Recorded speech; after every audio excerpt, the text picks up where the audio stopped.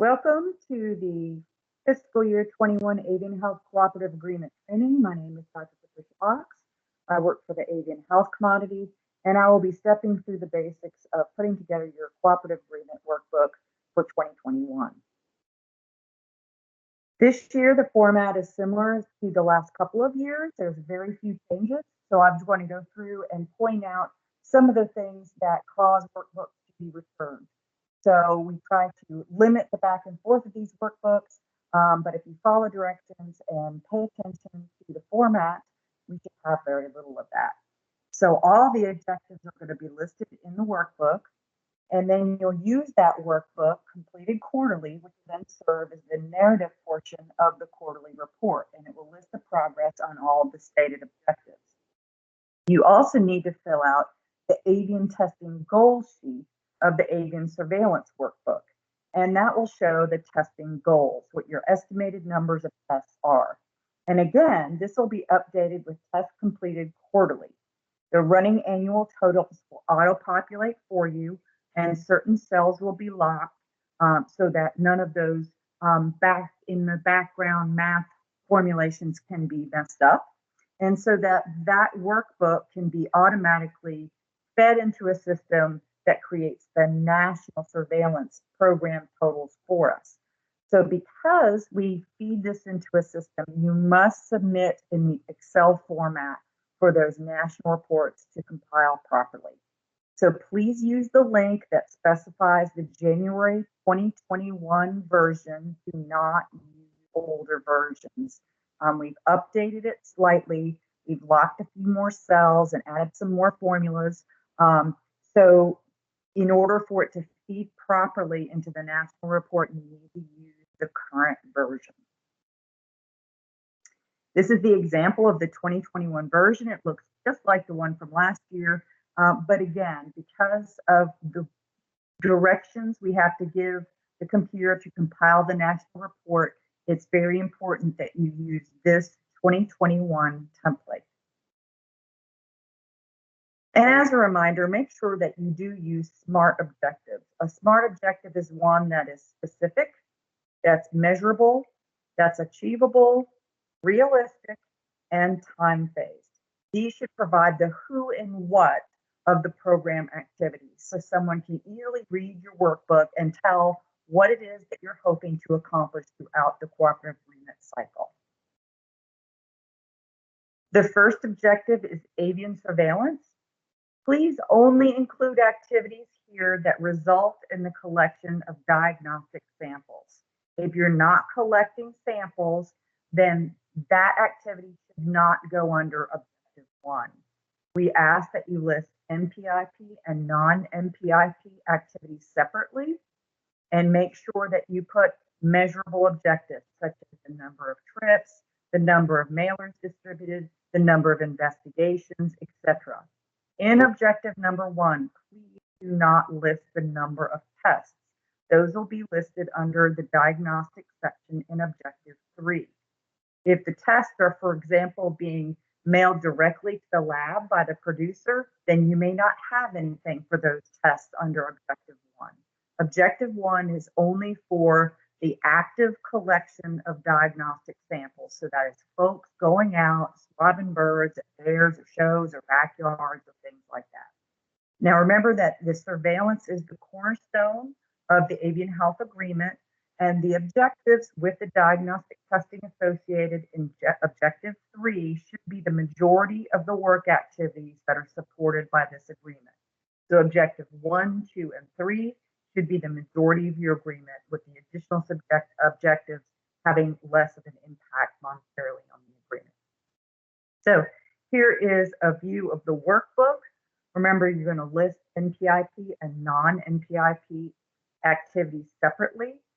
You're going to list measurable objectives, such as the number of surveillance trips or the number of kits or mailers distributed. You're only going to include active surveillance, which is activities that include the submission of a diagnostic test. This is the continuation of the surveillance goals, where you might have live bird market surveillance, with data metrics added here for when you're doing testing. So that might be for live bird market, that might be when you go and test producers, or you go and test markets, or do environmental surveillance at a market. And finally is passive surveillance, the third metric of the objective one. Passive surveillance is when we do sick bird calls, necropsy submissions, and FAD investigations.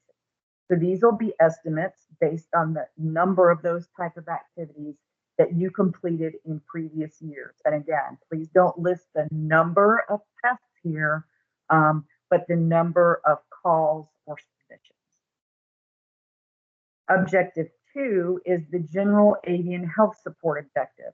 And this is where the other activities that do not result in diagnostic samples should be listed, such as audits, inspections, record checks, or trips to fairs where there's only educational materials being handed out, but there's no testing actually being done. And again, we're going to list NPIP and non-NPIP activities separately. This is also where you might list equipment and supplies. And reminder, if a lab equipment or also a emergency response equipment, any equipment request that's over $5,000 is being requested, be sure to include the laboratory equipment request form. Even though it says laboratory equipment, use the same request form for any equipment, including emergency response equipment that is over $5,000. And again, measurable objectives, please, means you can count them. So here's some examples: on-farm biosecurity audits or paper biosecurity audits. You might have laboratory audits or inspections. You might have data entry and record keeping. You might have 9-4 forms being received and reviewed. And you might also have cell phones or other equipment that you need to perform these duties. The third objective, as we mentioned, is laboratory diagnostics. This is where you list the number and type of tests that you're going to be performing, as well as their per test cost.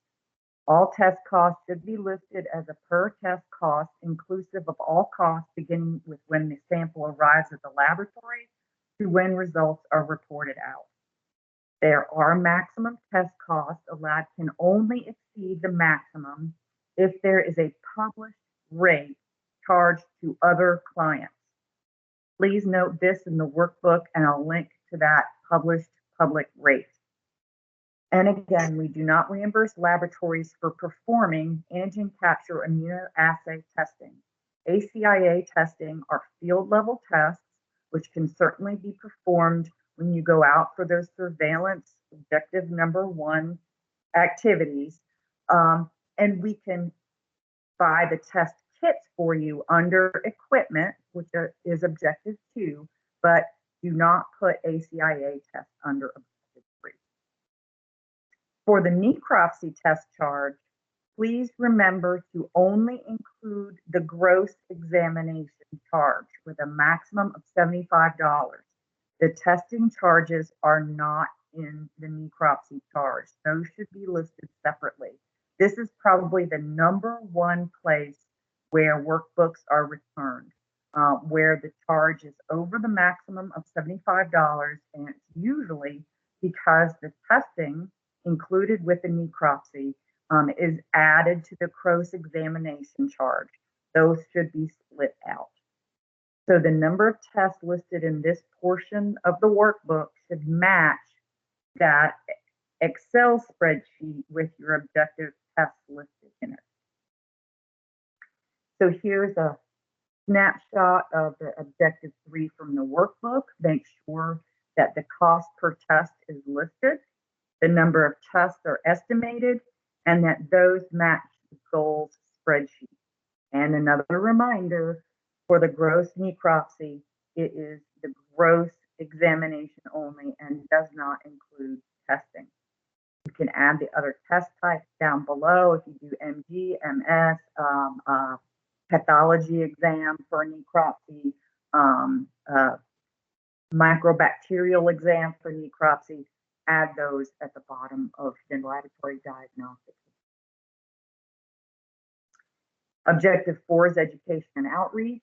Again, measurable objectives, number of trips or events, including the estimated number of participants. You may not always know how many contacts you have at a fair or a show, for example, but try to estimate the number of contacts. Make sure that all educational materials that are paid for by any cooperative agreement funding is approved by LPA. So please forward those to your agreement specialist and allow 2 weeks for this approval before any printing is sent out.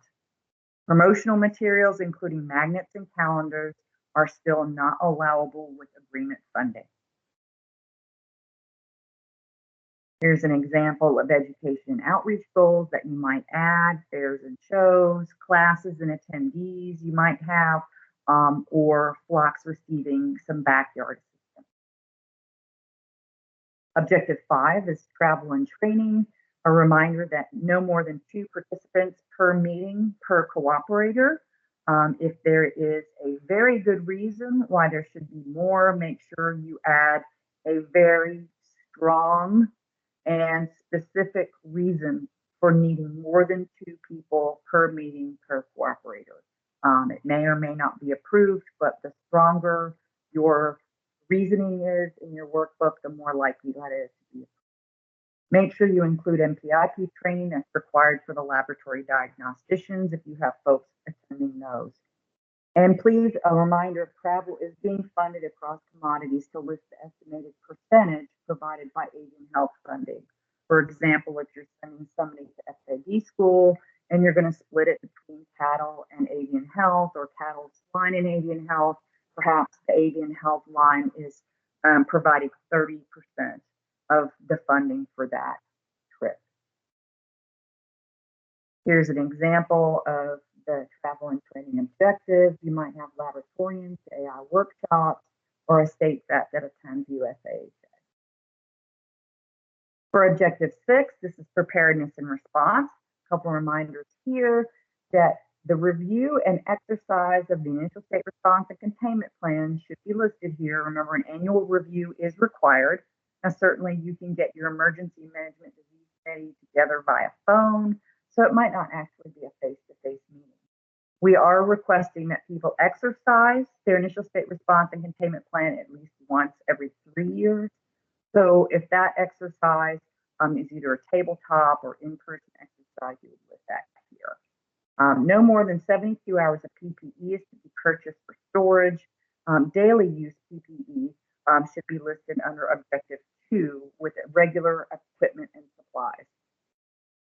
List your quarterly maintenance and exercise of depopulation equipment, as well as any associated maintenance contracts. Preparedness and response assets and the cost to maintain and store them need to be of a reasonable quantity. We can't have a full national veterinary stockpile in every state.